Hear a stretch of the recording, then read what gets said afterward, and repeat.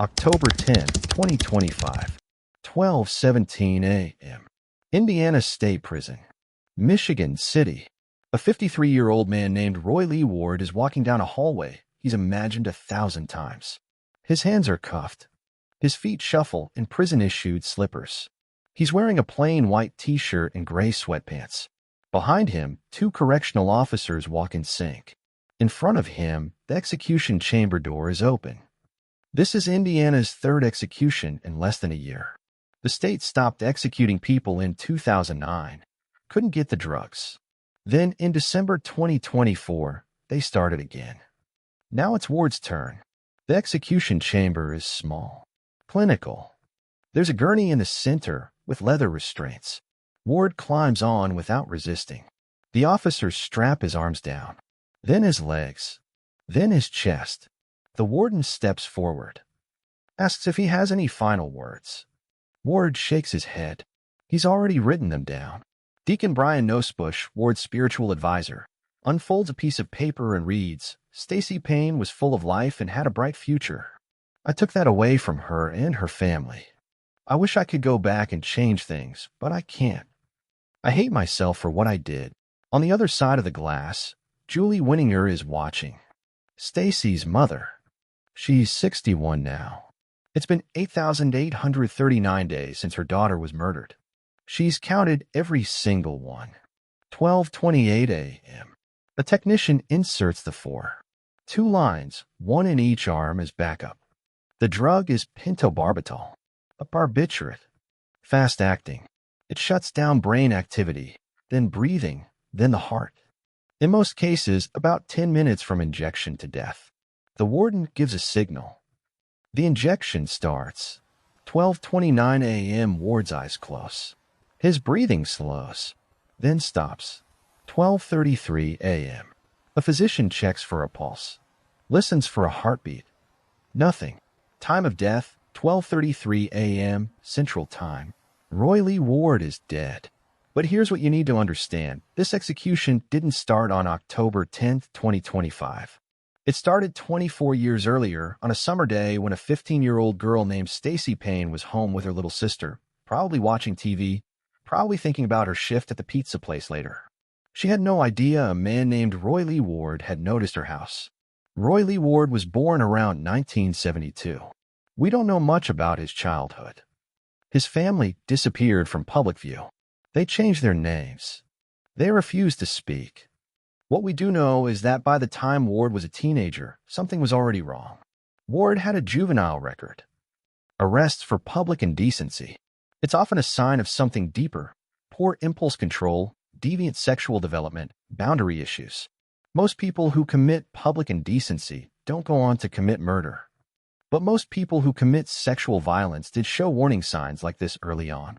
By 2001, Roy Lee Ward was 29 years old. And by then, he had a history. Violent assaults. Attacks on women. Court documents mention incidents in both Indiana and Hancock County, Kentucky. 3 weeks before Stacy Payne was murdered, Ward was involved in another assault. June 20th, 2001. We don't know who the victim was or the circumstances, but we know it happened. Ward was a transient. Moved between jobs. Moved between towns. He blended in. That's how predators work in small communities. They show up, keep their heads down, don't attract attention. Years later, Ward was diagnosed with autism spectrum disorder. His defense team argued this affected how he expressed remorse, how he processed emotions. The prosecution called him a predator and manipulator, so the autism diagnosis was convenient. Here's the truth: autism doesn't make you violent. Millions of people on the spectrum live peaceful lives. Ward made choices. Conscious, deliberate choices. By July 2001, he was living near Dale, Indiana, a tiny town, the kind of place where doors stay unlocked. And that anonymity was about to become deadly. Stacy Lynn Payne was born on February 24, 1986, in Spencer County, Indiana.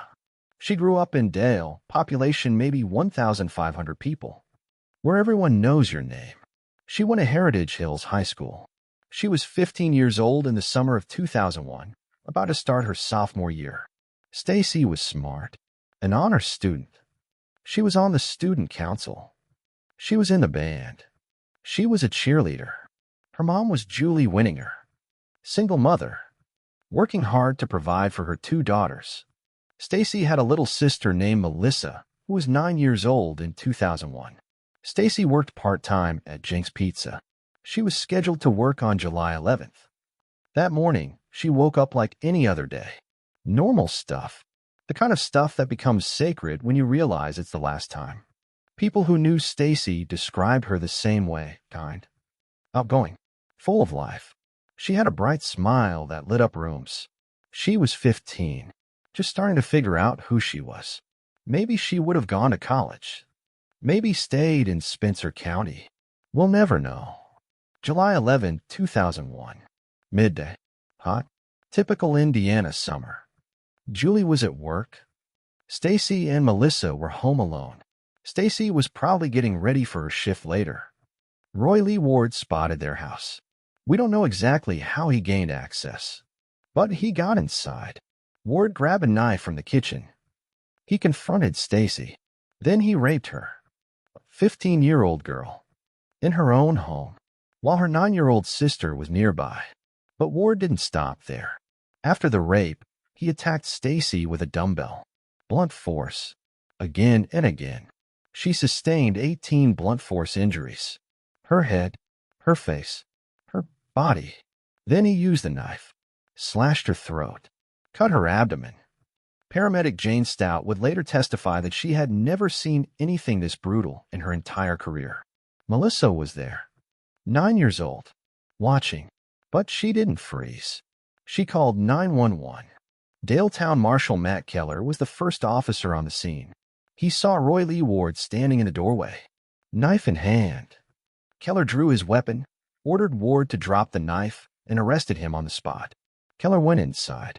Stacy was on the floor, covered in blood, struggling to breathe. He tried to comfort her, told her help was coming. He saw tears in her eyes. She couldn't speak, her throat was cut, but she was conscious. She knew what was happening. Emergency responders airlifted Stacy to University of Louisville Hospital. Doctors tried everything, but the injuries were too severe. Later that same day, July 11, 2001, Stacy Lynn Payne was pronounced dead. She was 15 years old. The investigation moved fast because Roy Lee Ward didn't run. He was standing right there when Marshal Keller arrived. Ward was arrested on the spot, still holding the murder weapon. His hands were covered in blood. His clothes were covered in blood. And all that blood belonged to Stacy Payne. Melissa Payne was 9 years old, just witnessed her sister's murder. But she was also the most important witness. She saw everything, could identify Ward, could place him at the scene. Investigators had a mountain of physical evidence. DNA from the rape kit matched Ward. Blood everywhere matched Stacy. The knife and dumbbell, both weapons recovered at the scene. Ward's fingerprints throughout the house. From attack to arrest, maybe 30 minutes. The timeline was tight. The evidence was fresh. There was no time for Ward to cover his tracks.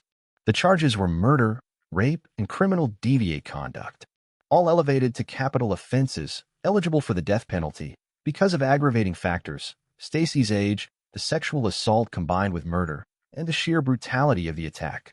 Ward's first trial was in 2002 in Spencer County.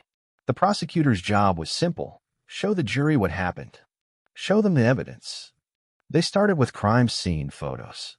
Blood on the floor. Blood on the walls. The dumbbell. The knife. Some jurors looked away. Then came the DNA evidence. An analyst explained how everyone's DNA is unique. How the blood at the scene matched Stacy's DNA. How the biological evidence from the rape matched Ward's DNA. The numbers were staggering. The chance of it belonging to someone else was astronomically low. The medical examiner testified about Stacy's injuries. 18 blunt force injuries. Knife wounds to the throat and abdomen. Cause of death: multiple traumatic injuries. Estimated time: between noon and 2 p.m. on July 11, 2001. Then came Melissa. She was 11 years old by the time of the trial. Still a kid. Still traumatized. But she had to testify because she was the only person who saw what happened. Can you point to the person you saw attack your sister? Melissa pointed at Roy Lee Ward. That man. No hesitation. No doubt. The defense attorney cross-examined her, trying to suggest she was confused, that her memory was unreliable. But Melissa didn't waver. Her story was consistent with a 911 call, consistent with what she told police, consistent with the physical evidence. Marshal Matt Keller testified about arriving at the scene, finding Ward with a knife, going inside to help Stacy. She had tears in her eyes, Keller said. She couldn't speak because of the injury to her throat. But she was conscious. She knew what was happening. The prosecution's closing argument was direct. Roy Lee Ward raped and murdered a 15-year-old girl in her own home. The evidence is overwhelming. There is no reasonable doubt.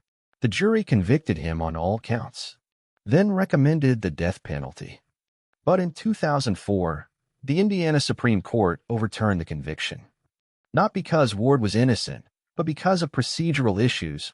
Pretrial publicity had been excessive in Spencer County, making it impossible to find an impartial jury. The court ordered a retrial. For Julie and Melissa, this was devastating. They'd have to go through it all again. The second trial was in 2007, with a change of venue to ensure fairness. New location. New jury. Same evidence. Melissa was 15 by then, the same age Stacy was when she died. She testified again. Had to point at Ward again. Had to describe what she saw again.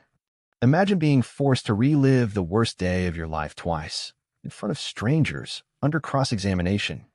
The defense presented more developed arguments about Ward's autism diagnosis.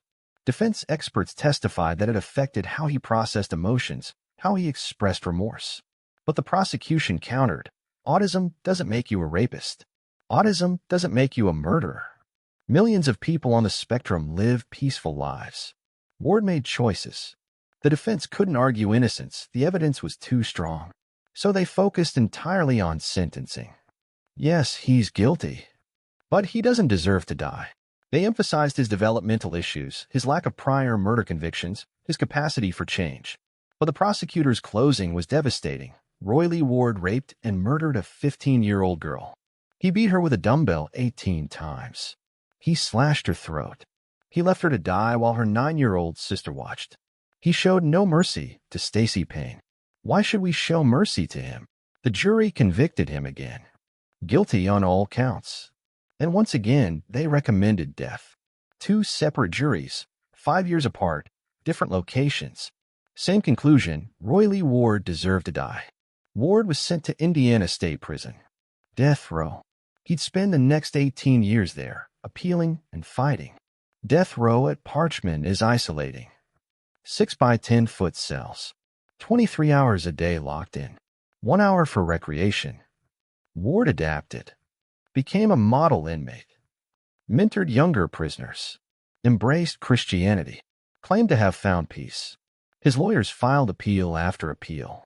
Challenged the conviction, the sentence, the death penalty itself, the drug protocol, Ward's mental competency. Every court said no. Denied. In 2009, Indiana stopped executing people. Couldn't get the drugs. For 15 years, execution stopped nationwide as pharmaceutical companies refused to sell execution drugs. For Julie Wininger, this was torture. She'd waited years for justice, and now it was stalled. In December 2024, Indiana resumed executions. They found a supplier spent over $1.175 million on lethal drugs. Joseph Corcoran went first in December. Then Benjamin Ritchie in May 2025. His execution was reportedly botched, took longer than expected.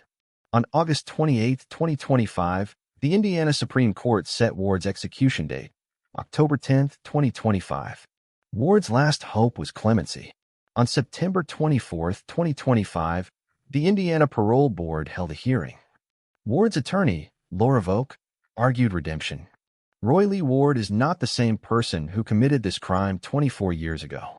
He's become kind and generous. He's changed. Deputy Attorney General Tyler Banks wasn't buying it. Roy Lee Ward is a predator and a manipulator. He brutally raped and murdered a 15-year-old girl. Autism doesn't make you a rapist or murderer. Then Julie Wininger took the stand. We have endured 8,839 days of emotional devastation. Granting clemency would tell the world that Stacy's life didn't matter. The board voted unanimously, deny clemency. On September 29th, Governor Mike Braun issued his decision, denied. This case has been heard and reviewed numerous times. The legal process has been thorough and just. On October 8th, 2 days before the execution, Ward dropped his final lawsuits. He was done fighting.